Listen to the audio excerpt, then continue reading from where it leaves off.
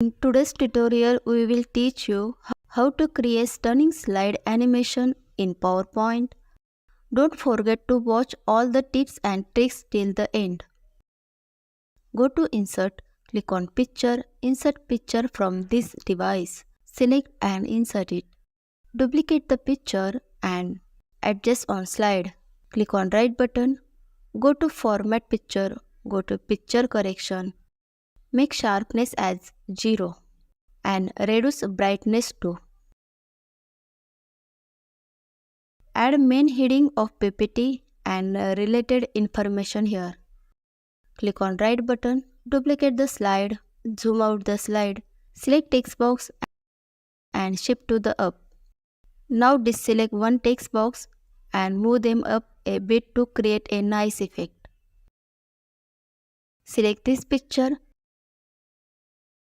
select crop and crop the picture like this. So it will give a wonderful effect to our slide. Now go to transition, select morph.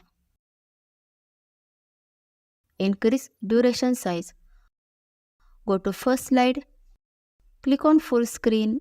So look how beautiful your animation looks. If you like the video, please like and subscribe to the channel and share with your friends. Thank you.